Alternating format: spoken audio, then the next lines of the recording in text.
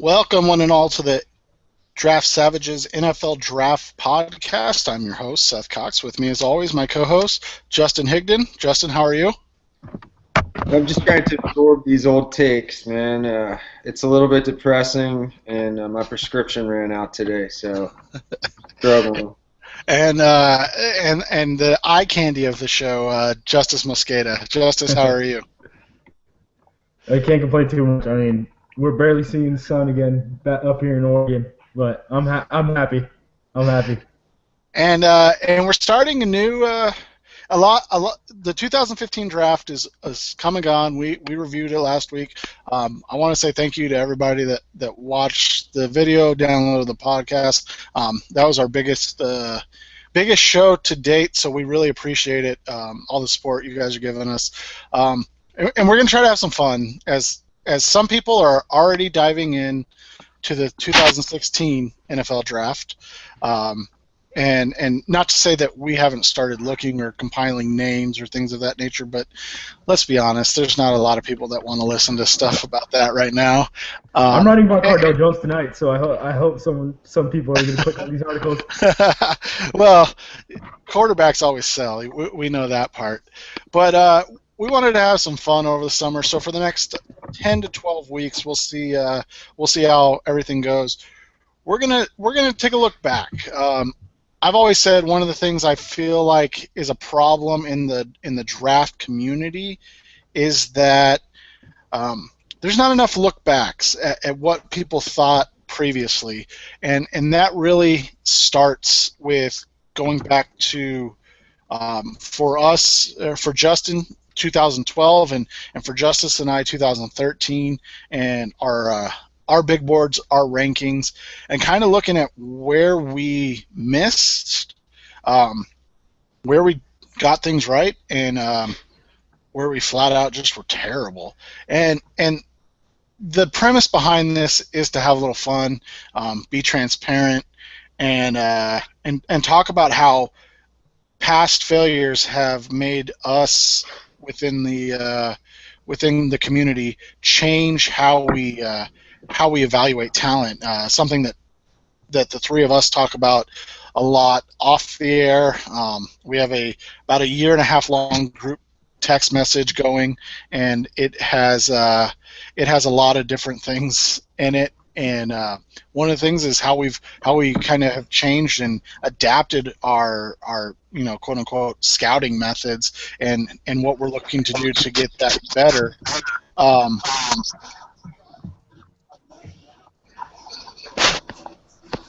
And so we'll start that with today with a look inside the Draft Savages team and just kind of why we suck at scouting, why we do this for fun, why we have a good time with it, but also why we miss a lot, and just kind of take a step back from some of the chest thumping that goes on within the community. The look at where I had so and so ranked, and don't pay attention to the guy that's ahead of him that hasn't played it down in the league yet, type thing. So we're going to start with ours, and I'll start with mine, and my 2013 big board, which is mostly terrible, but not completely. I bought in, and I'll start with probably the worst one I had, and I bought into the Geno Smith hype. I had him at number 3 overall on my big board. One of the things I liked about Geno coming out was I thought he had the ability to play in a lot of different offensive systems. I thought the arm strength was adequate enough. He seemed like the type of guy, from everything I'd heard and read, about wanting to work hard and learn the NFL game. And he's been bad to okay to terrible in his NFL career. And I think what I learned from Geno and ranking Geno high started with looking at how I evaluated quarterbacks and what I look for in a quarterback. And the biggest thing that I looked for in a quarterback, was always, how did he produce on the field? What did he do to be successful? And I think in Holgerson's offense, those numbers and that ability was kind of over, or it was compensated for what his flaws were, and I think that it hid a lot of his flaws that we've now seen in the NFL. Justin, I know you were kind of high on Geno in 2013. Justice, what were your thoughts on Geno in 2013? Yeah, I liked him. He was my top quarterback for sure. I mean, I wasn't on the EJ Manuel train. I mean, he was a guy that I was like, the Jags should like take a look at him and things like that. And I mean, I don't know if he would have been a worse pick than Jokel. But I mean, he obviously hasn't panned out at this point. I mean, he ended last season on a high note, but I mean, everything that got leaked, to the media was that, the team was trying to make a move for Mariota and things like that. So, safe to say that the new staff doesn't have very much faith in him either. Yeah, I mean, I guess a lot of it's just that whole. My biggest issue with Geno is that his best trait and his worst flaw is the same thing, and it's the fact that he's unconscious in the pocket. And if the fact that he didn't have any of that like urgency hurt him at the NFL level, because then he just gets hit while he's trying to throw. He's taking up a bunch of sacks. So I guess that's the one trait, if we're talking about with Geno Smith, that it kind of opened my eyes and made me realize how important that one trait is.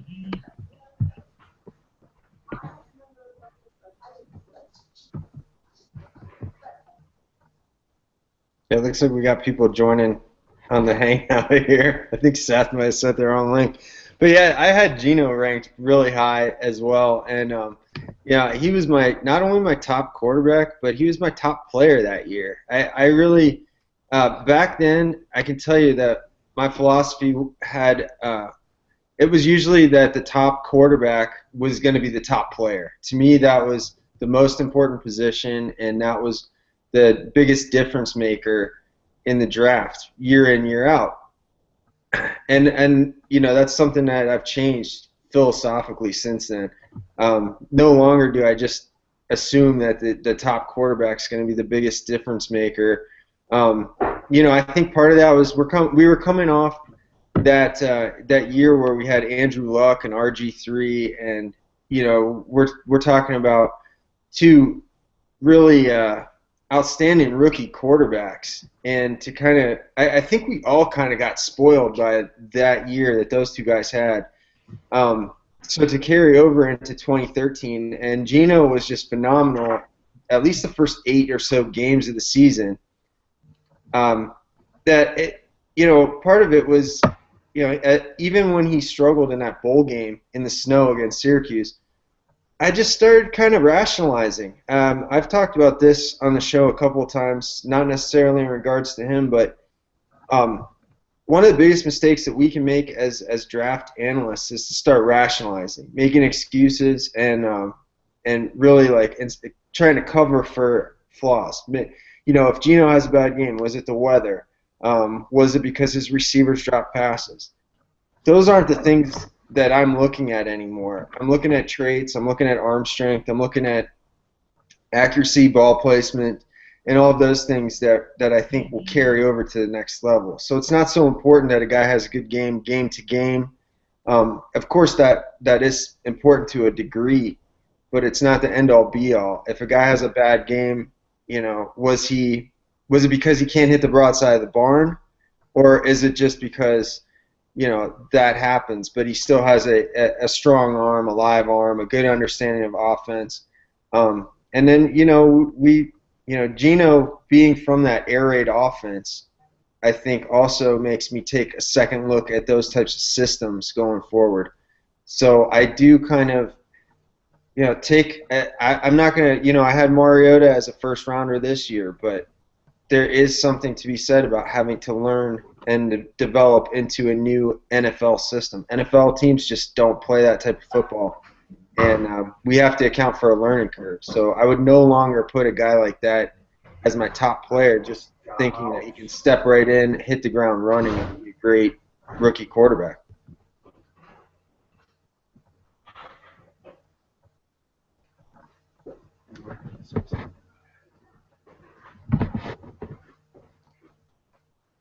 You good? So turn off his mic. Seth's muted. Of course I am. For me, when you look at this class, some of my biggest misses, I shouldn't say some of, all of my biggest misses are in that quarterback position in this class. I really liked Tyler Wilson, who can't even make a roster in the NFL right now. And then Zach Dysart, who, is he still with the Broncos? I don't know, but he went in the 7th round. So, yeah, I struggled mightily with this quarterback class, and I think it was a little bit of hangover from that 2012 class, as Justin and Justice both alluded to. And then it was a little bit of, I think, trying to be higher on a guy than other people in order to be right. And I think a lot of us, if we take a step back and be honest with ourselves, do that too often. We want to be right, or shouldn't say that. We want to be, I don't want to say first on a guy, but we want to be higher on a guy than other people. And then, but if we bury him in like a round 2, 3 grade, and then he goes in round 6 or 7, or is a priority free agent, we can be like, look, I had this guy as a top 50 player, and they went in the 7th, or they went undrafted, and now they're on a roster, or now they're starting, or doing this, and look at where I had him versus other people. I think sometimes we try to do that, where we'll take a flyer on a guy and put him probably higher than we even think he should be, and then try to justify that later on. Another guy that I was really high on in this class, and just working with you two the last couple of years has changed my entire philosophy on this, was Jarvis Jones. I had Jones at 13 in my overall rankings. And yeah, and before the force players, there were math rushers, and actually before math rushers, before Justice kind of came out with his formulas and talking about this stuff, he kind of schooled me on this about, don't look at production and try hard and guys like that. What is a trait that they can translate to the NFL? And I don't think any of us can look at Jarvis Jones back in 2013 and go, this is the trait that's translatable to an NFL game. And I think that as evaluators is what we need to look at in terms of, Josh Norris calls it where he wins. Where does he win? Well, for me, it's, what trait is going to get him by when things aren't going his way in a game? What is going to make him, when he's getting locked down all game by an NFL left tackle, what can he lean on to make a play in a game when it matters the most? And for Jarvis Jones, I can look back and I can honestly say, my thought was that he would just be able to outpower people, and he's never translated that to the NFL. And so you have to be careful with that. What type of game do they translate into the NFL? Justice, I'm not sure where you were at on Jarvis, because this was a little bit. Was this pre-math rushers even? Yeah, but the thing is, my eyes were open to this probably. I mean, I started running math rushers, like the most primitive version of it, probably in 2011 after Waldo posted on Football's Future. Like I've said over and over again that Waldo was like the first formula that hit, and I just kind of tried to perfect it from there. So I mean, I wasn't a big Jarvis Jones guy at all. And you say people learn their lessons, but NFL teams don't, because Jarvis Jones just was drafted in the 2nd round by Justin's team. So.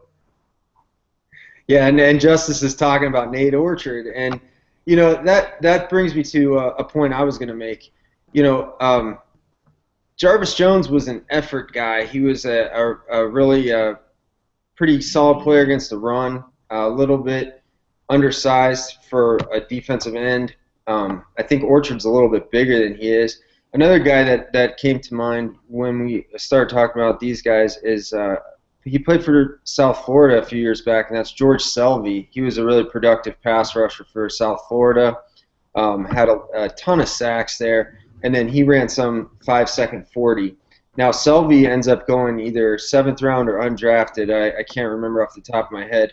Orchard goes 2nd round. Jarvis Jones goes 1st round. I had Orchard graded as a 3rd round pick because I do believe that there is some value to that type of player. You're talking about a rotational defensive end, a run stuffer, and Orchard's really, really good against the run, I thought. And he's going to pick up some sacks because of that effort. He's just not going to be the guy who really creates the sack. That sack's going to be created. It's going to be later in the down. Yeah, that sack's going to. He kind of reminds me, like, him as the replacement for Kruger there makes a lot of sense to me.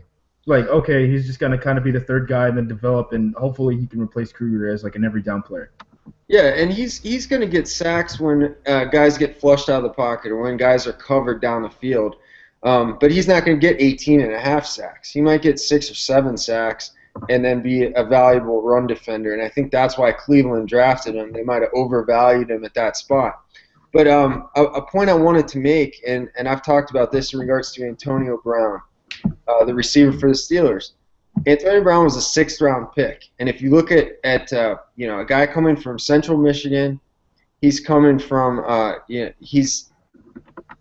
did not have a good combine. He's not a big player.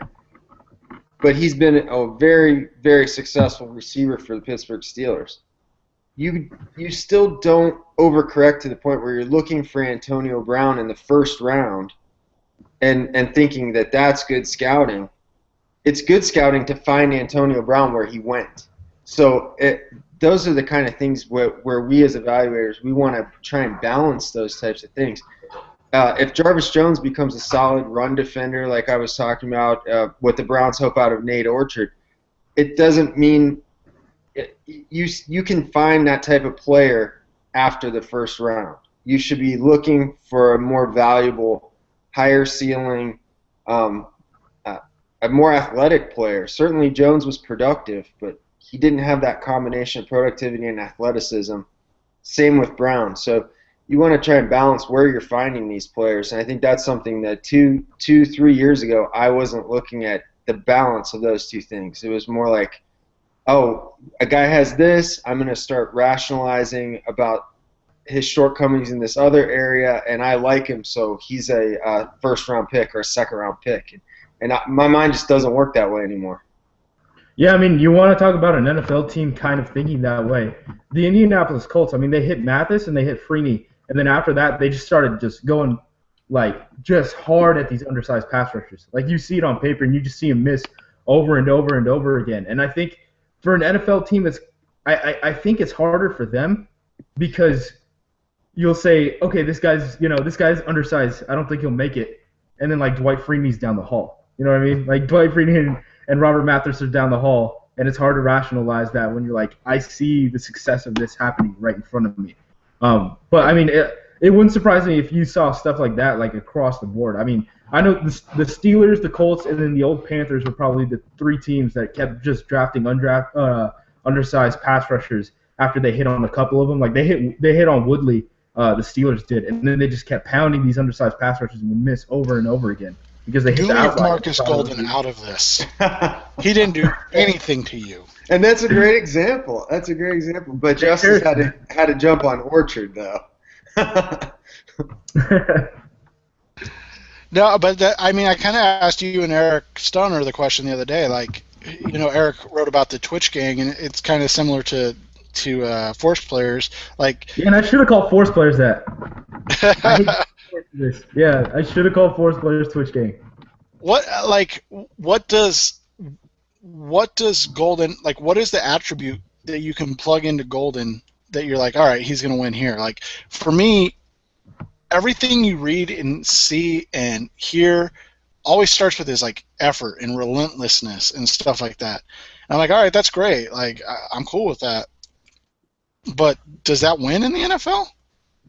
I mean, does it? Like, don't you have to have something that can, like, an attribute that tells you, yes, like this guy right here can lean on this? Yeah, I mean, I think Golden will be able to play special teams, and then he'll be like a solid third rusher. But I can't see him being a starter at the next level. I think who is it? Darren Page that tweeted out, he's just a football player turns into he was just a good football player very quickly. I kind of like that. Yeah, and it's exactly what I was just talking about too. I mean, this guy has the effort. He's probably a very coachable kid, and that's why teams, especially coaches, are going to overvalue that component of it. So if Golden has these impressive interviews and they think they can coach him up, but really he's a guy that's going to be relying on having talented teammates around him for him to make plays, like I was talking about when we were just talking about Orchard a minute ago. On the flip side, for my 2013 class, two guys that I I should say three guys that I extremely underrated, and we can get into all of them or just a couple. Travis Frederick, Jamie Collins, and then Le'Veon Bell. I think Bell, for me, is just the running back syndrome. Like, I don't know what NFL teams are going to think about a running back, so it's hard for me to gauge how they're going to use a guy. Like, I didn't see the Steelers in year 2 of Le'Veon Bell's tenure as the workhorse back just being like, here's the ball, have fun. We're going to give you the ball 400 times in a season. Now, that's not to say Le'Veon kind of changed his game too. Like, he got a lot lighter, and with that dropped weight, he got more explosive. And I think he kind of changed his body, and then Jamie Collins just tremendously developed. I mean, Jamie Collins was like lost at Southern Mississippi, and then that flip just kind of switched. Well, and they used Collins on the edge, right? Right. Yeah, he was a pass rusher. So, and then all of a sudden now he's a inside backer, and he's really what's up, man? He's really just taking over. Hey, Team Beasley. Beasley. We got Charles on now, and that sent that YouTube join link. What's going on, man? So I'm doing good. Just got off draft thoughts. How's Why We Suck at Scouting going? Oh, we're talking about the 2012 and 2013. Were you actually looking at those classes back at that time? Just like the top guys, but I wasn't writing anything. And then, so my question was, like, Travis Frederick, I had him at 60. I don't feel like that's like super low. But if you were to redraft today, the 2013 draft, even though he's a center, like, he probably goes top 15, maybe 20 at the worst. Like, he's a really good player, right? Yeah, I mean, you thought you were low on him. I had him in like the 120s. He was a guy I really couldn't stand. And when they picked him, I thought it was a disaster. He was on the ground an awful lot at Wisconsin. And if my memory serves me, he wasn't a really athletic guy. But this is another situation where Travis Frederick goes into this Dallas offensive line where they already have some players, and I think that he really benefited from that. And obviously, they have some really good line coaching there, and that benefits. It really speaks to the situation. There's no telling if, like you said, if he goes to top 15 or 20, because we're looking back at that draft and saying, like, well, he's turned into a really good player. What happens if he goes top 15 to, I hate to pick on my Browns, but what if he goes top 15 to the Browns? And is he that good of a pick? What if he goes to a team that wanted him as a guard and doesn't have that caliber line coaching? Is he still on the ground a ton? So those are the types of things where we can, we could say, like, that might be why we missed, but we really will never know. To round out my 2013, and we can kick it over to Justin, his 2012 big board. I think outside of the quarterbacks, my two biggest misses, that year where my number 7 player was Tavon Austin and my number 8 player was the one and only Deion Jordan. So Yeah, man. with, So this is the thing on Jordan, right? The 2013 class is like textbook. We can't trust the NFL to do the right thing. Like Deion Jordan and Tavon Austin were the two where we're like, you have to use them in specific situations. You can't just use Deion Jordan as a pass rusher. Tavon Austin, like you're gonna kind of have to like feed him in odd ways. You can't just play him as a normal receiver. And both of those teams were like, hell no, Or playing Deion Jordan as a defensive end in a 4-3, and Tavon Austin is just gonna be some normal receiver. And neither one of them has turned out at all. and to that is the question I always have on that, and I think you're in a good spot when you talk about this. But the question I always have with that is, can we, as independent analysts, evaluators, scouts, whatever the hell you want to call us, can we blame the NFL when a player fails? So, like, if a guy isn't good, can we just be like, well, the NFL didn't use him right, so that's not my fault as an evaluator? Like, it's still a miss, right? Like, we can't be like, oh, well, Jesse Williams has knees that are made out of silly putty and paper mache, so that's why he's never been any good in Seattle. It's like, well, he's been on the roster, and like he's had his chances, and he's just never taken that. Are we allowed to, as evaluators, be like, well, that doesn't count as a miss for me because I didn't know that Jesse Williams' knees were like a child's. I don't know. Like, I've always wondered that. What are your thoughts? I think with a guy like Williams, you're talking about a kind of sight unseen thing. We couldn't really. I don't think we can really count him as a miss because we didn't know that he had such bad knees, such an arthritic condition. So, but back to Jordan. This is a player where, so say we did envision him as a linebacker and that he would only work specifically at doing linebacker things, then is he even worth that high of a pick of where we were slotting him? I had him slotted very high, too, in the top 15.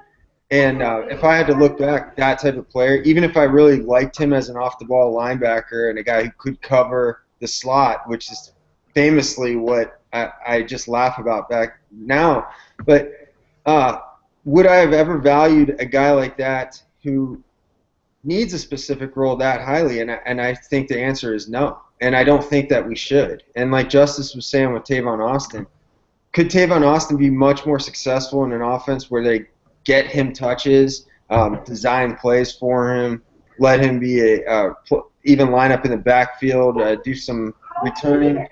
Yeah, he could be more successful doing that, but if he's limited to only teams that are going to use him that way, then he's limited as a prospect, and he should never have been a top 10 slotted player, not by us, not by the NFL at all. Hey, man, and the thing about Jordan is Jordan wasn't a force player. Beasley.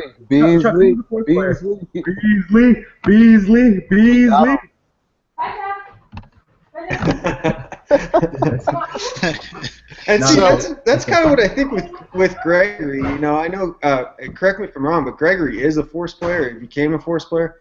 Yeah, like there's a lot of things going on there. Right. Now let's take the off the field situation out. I think Gregory's best situation would be to play off the ball and do some linebacker things, do some coverage, do some run defense, and he's not exclusively a pass rusher to me. And if a team's going to take him and line him up as a 4-3 defensive end, which I don't think is what Dallas is going to do with him, say a team that wanted to play him at a 4-3 defensive end, I think then we're going to be looking back in 3 years and talking about him in the same way we're talking about Deion Jordan.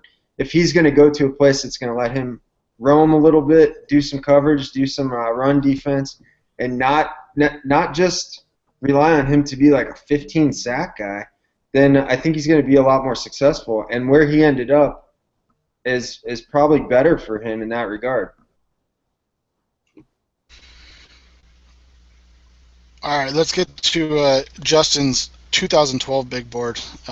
Obviously, the cop-out of having Andrew Luck number 1 is easy, but I want to get to your 2, 3, 4 right here real quick. And for those that don't know, his number 2 player was Matt Khalil. Number 3, Trent Richardson, and number 4, Morris Claiborne.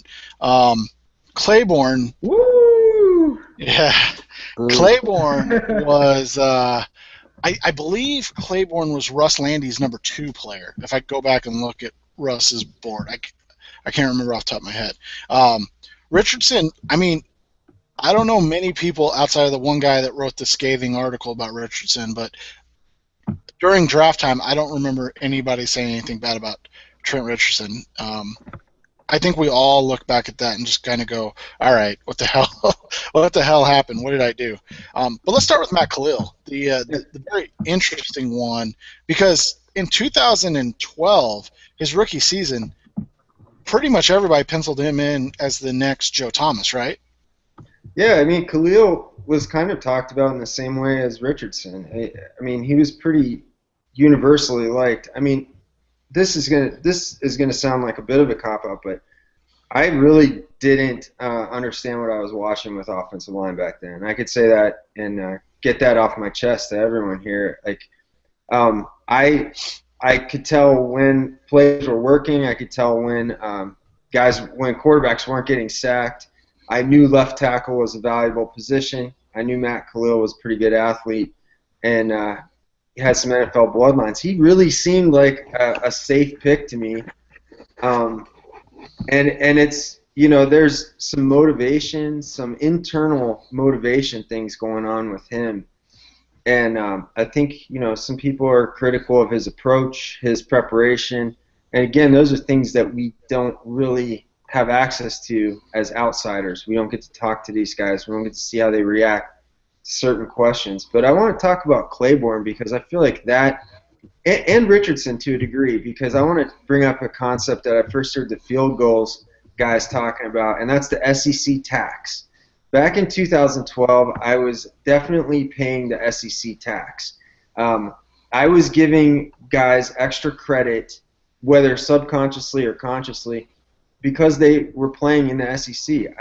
Obviously, Morris Claiborne was considered a very good prospect. When Dallas traded up to get him, they were given good draft grades immediately afterwards. Looking back, I'm not sure I would have gone way lower on him, but 4 overall for a corner that, I struggle to even remember what it felt like to watch his college tape. There are other guys where I remember even farther back that just popped out to me. So I think I was paying that SEC tax. With Trent Richardson, it's almost come to the point where people are overcorrecting on Alabama running backs because Trent Richardson was such a flame out. But again, this is a player who had arthroscopic knee surgery in draft season. He wasn't able to participate in the combine. Things crept up again right before the season. He was ready for the season. I'm not sure he was ever 100% in his time with Cleveland. And by the time his second season started, he was just not running like the old Trent. And it was easy to see that he probably never had great vision, but he was able to make up for it in college because he was a superior athlete. But when he got to the pros, he was no longer a superior athlete. He was just kind of a run-of-the-mill one, and one that had been banged up and one that didn't have a good team around him. So you saw what happened. When he was traded for a first-round pick, that trade was ripped to shreds. I was ready to cut the cord on him, and I said it was a great trade. That's the smartest thing I ever said about Trent Richardson. What did we all miss?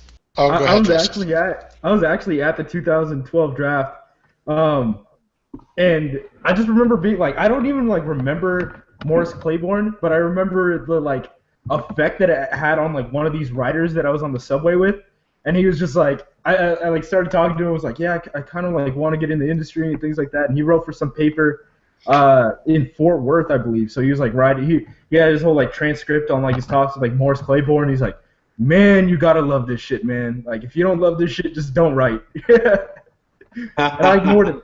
And now I'm here. Those are words to live by. Man, I hope he's still with us. I hope he didn't there's a shot. There's a shot that Jeez. When you look at Claiborne and Charles, you can even comment on this. Like, were we just all enamored with LSU defensive backs at that time? We Was it still just are, Seth. I well, mean, Yeah, look, yeah, there are. look at Jalen Collins. that's true. There was really nothing that said where did he go? Second round. Yeah. Yeah, to Atlanta, my team. You know who else they got though? Beasley. Yeah. Beasley. I blew up the timer for like 4 hours after that pick. I was elated. Elated. When you look at the 12 draft, and one of the guys, and I want to pick on Justin again here because again he's the only one with the 2012 big board, but I just want to go over some names that were ranked ahead of our next guy that I'm going to bring on here. So so at 129 in your big board, or 128, sorry, we'll get to who that was, but before him we had wide receivers like B.J. Cunningham, Dwight Jones. I honestly don't even know who Dwight Jones is. Marvin McNutt, the amazing A.J. Jenkins. Now, to be fair, the 49ers drafted A.J. Jenkins in the first round, so that's not that bad that you had him at 88. DeVere Posey, Greg Childs, Jerron Kreiner. These are just some of the wide receivers that And Justin had. Let's above. talk about who I had at 20 overall too, because I think that's really important in this discussion of receivers. Well, that's who I was going to end with. And number 20. Now, again, he did get drafted high, so the NFL saw some things that you saw. But Stephen Hill at 20. All of these guys, and I didn't even hit all the wide receivers. I think I counted 15 wide receivers before the guy that's been the quote unquote best wide receiver in this draft via the career average app over at Pro Football Reference, or Approximate Value, excuse me, and that's T.Y. Hilton. So let's start with why. Was it just lack of ability to see T.Y. that caused you to be so low on him?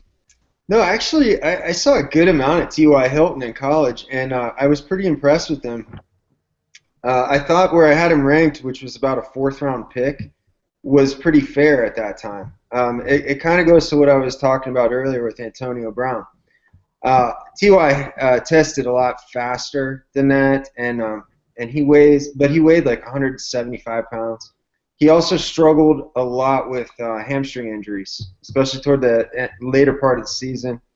He was a kind of player that Florida International used, similar to Tavon Austin. So all these things conspired together to kind of make me, I guess, low on Hilton. But then he ends up in a really great situation with Andrew Luck. Obviously, they use him more in a true receiver sense, and he's been excellent. There's no denying it, and he stayed relatively free of injuries that bother him as a collegian.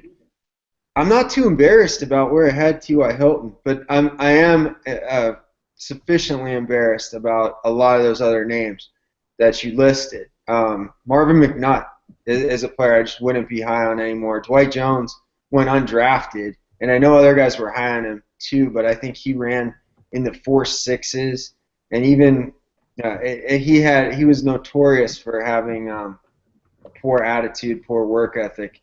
Didn't he quit the team? Like, didn't he sign with the Texans and he quit? Yeah, he signed as an undrafted free agent, I think. So obviously teams were just completely convinced that he didn't care, and then he spent maybe a weekend with the Texans before he quit. So, but the guy I really want to talk about is Hill, and I want to tell you why I was high on him, and then how that really impacts going forward. And Hill, obviously, we know 6'5", 230, 4.3 speed, big play guy at Georgia Tech, but he had a lot of drops. And the thing that would really knock him now for me is that he just wasn't productive. In the context of their offense, he was decently productive. But when you weighed the number of drops that he had with the number of catches he had, and it was almost like 1/3, as he had like 1/3 as many drops as catches, which is just a terrible ratio. He really didn't have a wide variety of routes. He really just wasn't a producer. He was just a tester. So it's not that I would be really low on him anymore. I would actually probably still be decently high on a guy like Stephen Hill, but there's no way I would put him in the top 20. I'm looking for guys that are both productive and athletic, not one or the other. If it's one or the other, I'm pushing that farther into the middle rounds. And it's certainly if a guy struggles with drops as a receiver, I'll use two guys from this class that I thought had problems with drops, and that's Brashad Perriman and Sammy Coates. Both fantastic athletes. I had them in the 3rd round range, and that's probably where Stephen Hill would have ended up. He probably would have been in the 3rd or 4th round range if I had that to do over again. But it was like Seth was talking about earlier. You like a guy, you want to catch that lightning in a bottle, and you really, back then the way I thought of it was incorrectly that I wanted to hit on something, and I thought Stephen Hill was the guy I could hit on. I don't think that way anymore, and it's a shame to look back at this and say, yeah, I probably still wouldn't have been super high on T.Y. Hilton, but I definitely overvalued Stephen Hill. Let's talk a couple guys that I want to run past Justice here, and that's Melvin Ingram and Jarrell Worthy. Now, yeah. So let's talk about these guys. Yeah, let's start with Melvin. Everybody loved Melvin. I didn't, which is interesting because I kind of like Jarvis Jones. Now they're not the same prospects, but I mean, I think people liked Melvin because he did so much at South Carolina, right? Like he lined up all over the defense. Right. So yeah. Everybody's like, oh, he's going to be this incredible playmaker when he comes in. Now, granted, he's been hurt a lot, but why were people so high on Melvin when he wasn't a force player and there wasn't any defining trait of his game? He is a force player. Correct. Oh, was he? Yeah, he's actually a really good athlete. I think he can bend, and I'm not even totally sold on like giving up on him. Like him and Brandon Graham are kind of the guys that I'm like, all right, you guys have kind of been put in like crappy situations. I mean, Ingram isn't so much a crappy situation. It's just that he blew out his ACL, so he missed basically an entire season. And then last year he missed like 7 games or something like that. And I think San Diego even just picked up his 5th-year option. So it's not like they're totally like sold on him not being that dude in the future. It's just that he just hasn't shown it yet. Jarrell Worthy is one where, I mean, he got hurt too, but he was given the opportunities, man. Like the Packers drafted him, and they traded up to draft him too. And I think Ted Thompson in his press conference said that they got 3 of their top 30 players in that draft, with one of them being Nick Perry and the other being Casey Hayward. So, I mean, they had a top 30 grade on Jarrell Worthy. And the thing about him is, man, he jumped off that snap so fast. But the problem was he wasn't really that athlete. What happened is he was more of a snap anticipator. And that's the one thing that I've talked about Shane Ray. I mean, I know Shane Ray has a good first step, but a lot of the film watching of him having that good first step comes down to him just jumping just as soon as that ball is going to move. And, I mean, Jarrell Worthy went from being a 2nd-round pick with a top 30 grade on the Green Bay Packers to being traded for a conditional future 7th-round pick, like in 2 off seasons to the Patriots, and then he didn't make the Patriots team, and then landed on he was on Kansas City's practice squad to end this past season. So that's a hell of a 3-year slide for Jarrell Worthy. And like every time that I've written about Shane Ray, like he's the guy that comes to mind because I'm just like, I know he's not an edge player, but he was a pressure player from the interior. And that's just the one name that comes to mind where I'm just like, oh no, like I've seen this happen. Don't do this. History does not say that this is a good idea. Thing about Worthy that made me really high on him, along with what you were talking about, just because he looked like the first guy off the ball all the time. He had a huge game that year against Ohio State where he just made every single play. I think I can honestly say I think I got caught up in that performance and really thought that that was something that he could duplicate throughout his career. And I'm not sure why I thought that he could do that. Back then, I didn't look at metrics other than just kind of in an offhand way, 40 times height and weight type of thing. He's a guy I would have studied a lot closer because I'm looking, and he was listed at 308 pounds. So he's not a big guy. We see, like, I'll use an example from this year, Grady Jarrett, who was about that size, and NFL decided that was a fifth-round value. So a lot of it has to do with the other players in the class. But Jerome Worthy is a guy, when I go back and apply the metrics that I use now to past draft classes, I'm going to be really interested to see where he falls because if memory serves me, he wasn't very productive statistically, and he wasn't all that great of an athlete. But it makes me wonder then why, I know where my mistake was in overvaluing him. Did the NFL also fall trapped to him being such a good anticipator of the snap? And if so, when they have an entire Shane Ray, like, and it seems like you need to learn it like on like a draft-to-draft basis on like how they draft incorrectly. And they have entire scouting departments working on this, not just one person who's still, I can say in honesty, 4 years ago, really very much still learning what I was watching. What about Shea McClellan, Justice? Where was he at? Yeah, he was a force player. Like he's probably him and Jamal Anderson are probably the two like worst force players in the past decade. If you're just looking at like things that like guys who were able to play without like injury or being buried in the depth chart, like these guys were given opportunities. The thing about Shea McClellan, man, like he just couldn't do it in the pro level. Like on paper, he should be Clay Matthews, and he was going crazy. Like you watch that Boise State Georgia game, man, you think Shea McClellan's a surefire first-round pick. The Bears now moved him to backer last year, and now I think someone was talking about that they were trying to move him to like inside backer this year. So I mean, Shea McClellan just hasn't worked out at all. He just hasn't been able to get that pressure in the NFL. I think there was something where it was like he's had like 6 sacks in the NFL, and like 3 of them came against Marshall Newhouse. And Marshall Newhouse is like the worst offensive lineman I've ever seen. Well, that's because you haven't watched a lot of the Cardinals. They used to have really bad offensive linemen. Hey, son, a guy I wanted to touch on from this class because he was a player that I don't recall anybody being low on, and he hasn't done much, if anything, in his career, and that's Kendall Wright. I had Kendall Wright 22nd overall. Now, I'll give myself some credit. I was very high on Alshon Jeffrey. I had him as a top 15 player. But Kendall Wright, sub 200-pound receiver. He's a short guy. He ran a 4.6. He's a player that I remember after his pro day and after the combine, the narrative on him was he plays faster than he's timed. And we hear that a ton every year. Why were we so high on Kendall Wright, and would we be high on Kendall Wright today, knowing what we know now? That's something I want to ask you guys about. I don't watch Titans football. I'll be honest. I watch Jarrell Casey, and that's pretty much it.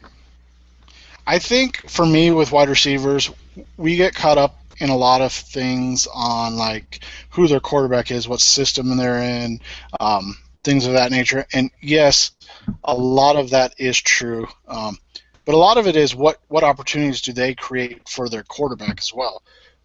So I think guys like Wright and Michael Floyd are guys that they work in specific ways. Like Michael Floyd is a guy that wins a lot of jump balls. He doesn't do much after the catch, and he doesn't win in the short and intermediate very much. Whereas Wright is a guy that got by as like a possession receiver, right? And we were trying to make him as a guy that could be somebody that could be that possession receiver, but plus. So he gets all these targets. I'm going back and looking at his number. He had 139 targets in 2013, and he had 94 catches, which is good, but he barely crept over 1,000 yards.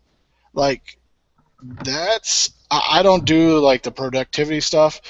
So Matt Harmon, you can answer this question, but I don't know what's his service ranking, because I have no idea what that grades out to. Um, I do think this year, when you look at it, 93 targets and only 57 catches, I think a lot of that has to do with circumstances.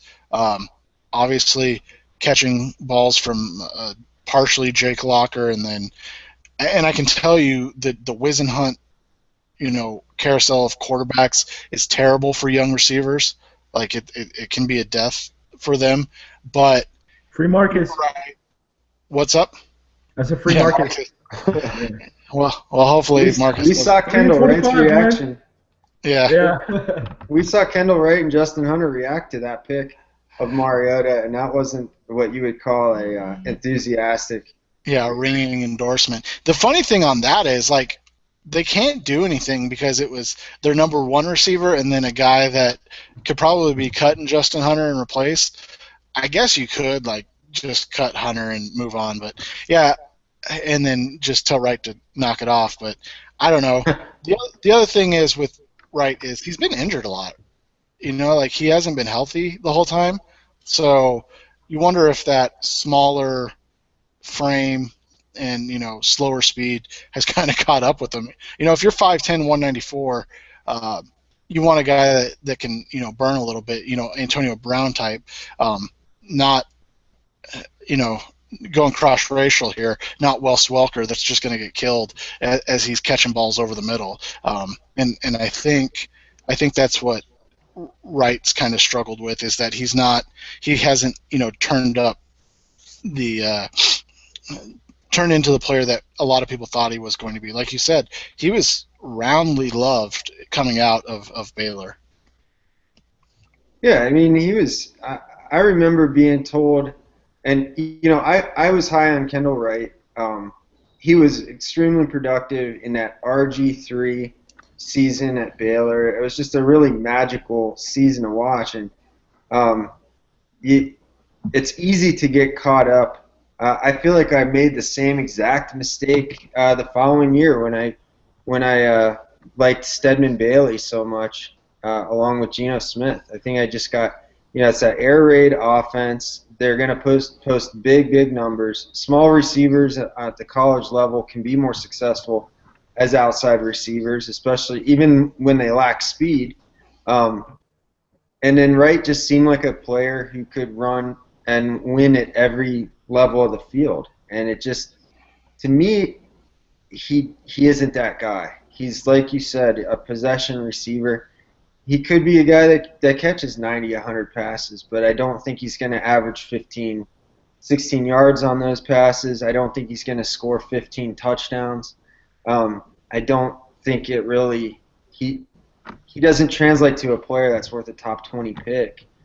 And I don't think that throw him in the last two drafts with these deep receiver classes, and I don't think he goes any higher than late second, maybe early third round. Right. Last one on the 2012 class, and we can wrap this up tonight. Bobby Wagner, you had him graded 85. Through Pro Football References scale, he's number, let's see here, I think 5 is what it was, like the 5th best player in this draft. Obviously, sorry, 6th best player in this draft. Obviously, he went in a, I don't even know, like, I remember when this happened in the second round in 2012, and everybody was like, what the hell are the Seahawks doing, taking Bobby Wagner? You got all these other inside linebackers on the board, and you take Bobby Wagner. Did we, as draft guys, miss something on Bobby Wagner? I think it's fair to ask, but Wagner was sick. Wagner was a little short, but he had really, really long arms, and he had good size. He was over 240 pounds, which I think is, to me, that's important in a linebacker. We start to see guys that weigh less than 240 pounds kind of struggle. Wagner posted a sub 4.540. Back then, I'm not sure how in tune we were to what Seattle does now and was probably doing back then without notoriety, and that's looking for these great athletes. So when you look at how athletic Bobby Wagner was, with decent size, and then extremely productive, I think I probably undersold him just because of where he played. I was probably looking too much at competition level.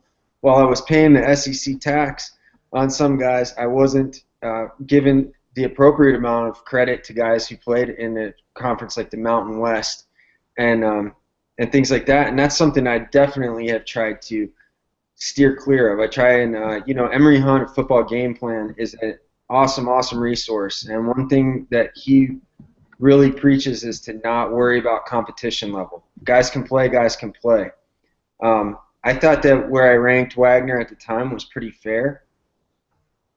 He really did have a lot of good tape, but I probably would have been higher on him now, just looking back, looking at his productivity, and giving him credit for making plays regardless of level.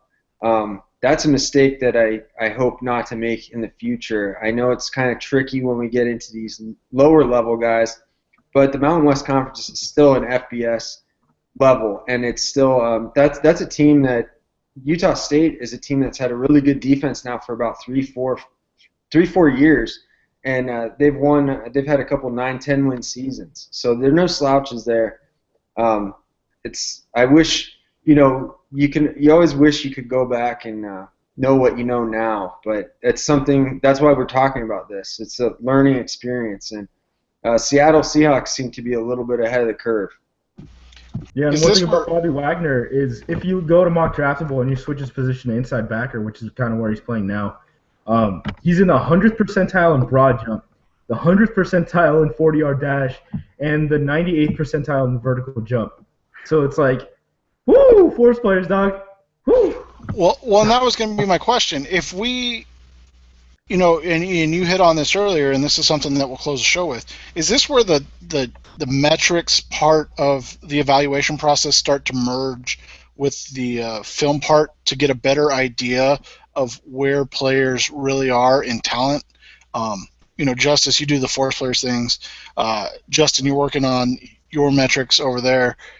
And I still get people that are like, well, but what does the tape say? And it's like, well, the tape says a lot of good things. Like, there's a lot of good things on a lot of tape. But why do we miss on guys that have good tape? Like, for instance, Jarvis Jones. Jarvis Jones' tape wasn't terrible. Like, I don't think anybody would sit back and be like, oh, Jarvis Jones' tape was terrible. He just got all those sacks because the quarterback fell down and he touched him. Like, that's not, we wouldn't say that. But we'd look at his tape and then we'd look at his metrics and go, something doesn't measure up, like you guys have done with Nate Orchard tonight. Like, something doesn't add up. So is that 940? Fewer bench reps than wide receiver. I think it absolutely is where the marriage of tape and metrics come into play. And what you're saying, Seth, where you still hear look at the tape, trust the tape, and I think we all hear that. And I think my hope with this series and with my own admissions of guilt tonight is that you can't always trust your own interpretation of the tape or someone else's, because you just don't know what level of experience or what level of understanding they're at that point. I can tell you that I feel very comfortable in 2015 with my level of understanding. It sure as hell doesn't mean that I'm not going to miss anything just by looking at tape, and that's why I'm trying to marry all these things, including production, athleticism, and I think it's good to have young guys like Justice that are and Jim Coburn's another one who does a great job using metrics, and to see these guys understanding the tape and using the metrics in combination so that we can hopefully avoid some of these mistakes that we're talking about when we're just watching tape and taking leaps of faith and throwing guys in kind of in an order that we might not really understand why we put them in that order without using these numbers to help us sort things out.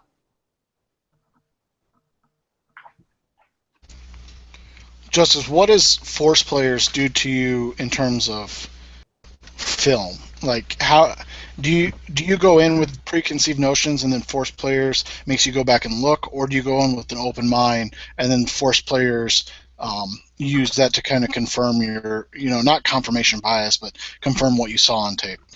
Well, the cool thing about force players is that we have no idea until the combine. So I'm already watching these guys, and then the combine's kind of like the end of everything, right? Until like new names spring up, and you're like, I need to go watch Demarius Randall. So the cool thing is like I'm able to watch Vic Beasley for 2 years and then get reinforcement that like, oh yeah, like he's a freak, and stuff like that. So I mean, I guess I would say that I go in with an open mind and I watch the film on these guys, but Sigmund Bloom's talked about this before, where he's like, what we're really doing when we're watching film is we're pattern matching what we've seen in the past, and we're trying to see what's worked and what hasn't worked, and just kind of like almost giving like an instant take when you're watching that guy mentally, and you're saying, oh, okay, like I've seen this work at the NFL level, and so like I've kind of been able to like pattern match who force players are. Like I think the only one that I didn't think was, or the only guy that did make force players that I didn't think would make force players was not Dante Fowler, Alvin Dupree, and that was because he kind of got it in through jumps. Like you could tell he was kind of like this. He's kind of a stiff dude. He's just like very, very explosive. And like the same thing could be said of like Shane Ray, but Shane Ray's jumps obviously didn't translate, and he was more of a tweener where Dupree was like a true end. So I don't know. I guess I would say like I can kind of tell who the force players are based on tape. But I mean it does affect it, but to some point it doesn't, because I was still like a fan of Trey Flowers even though he wasn't a force player. All right, guys. Anything as we end tonight? And I'm working on some guests. A couple of them have some timing issues that we're trying to figure out. So, but we'll get to all of it. Anything to close this out, Justice? Yeah. A couple things. First, get in Josh Norris's DMs, get in his mentions. He has not eaten the tweet yet. It's been like 2 weeks. It's time to eat the tweet, Norris. Second, follow Charles, MC Draft 2. I think that's your handle. Shout out to Charles. Third, Justin, you're a Cavs fan, right? What's that? You're a Cavs fan, right? Yes, I am. Yeah, and your coach called that timeout. Hey, you know what? The only thing that matters is the final score, and that's something that. You sound like a Pats fan right now, man. And if I was a Pats fan, I would be thinking of my Super Bowl win. I wouldn't be whining about. Yeah, I wouldn't be whining about deflated footballs. I'd be like, well, we've got 4 Super Bowls. That's enough for my lifetime. As a Browns fan who's never sniffed a Super Bowl, they could deflate the footballs in the middle of the field. If that would help my team win, I wouldn't care. Hey, bring back steroids to baseball. I don't care. Schefter thinks Brady might get off of all this. That would be crazy.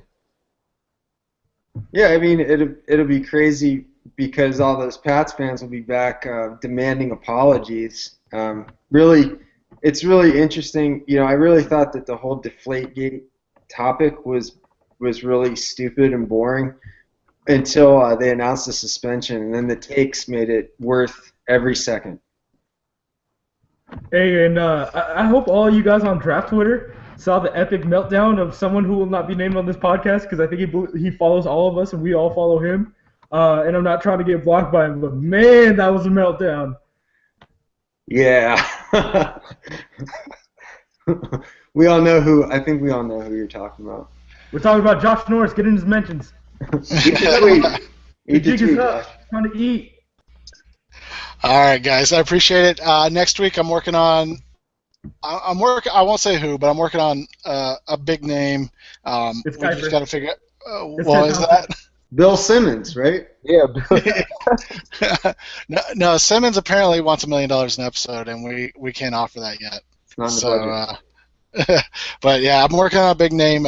He wants in. We just got to figure out a time. Apparently now that he's a big shot, he can only do certain times for his interviews. So I got to make time for this one. So I appreciate it. Bill Belichick? Justice, as always, appreciate it, man. Justin, thank you for letting us beat you up for the last 45 minutes. Charles, thanks for hanging out, man. Yeah, no problem. I owe Justice since he hopped on the first Draft Thoughts podcast without telling me. So when I saw the link on Twitter, I had to jump on the opportunity. But it was fun. All right, guys. Well, we'll do this again next week, and thanks for listening, everybody. Subscribe on iTunes and Stitcher Radio, and have a good night.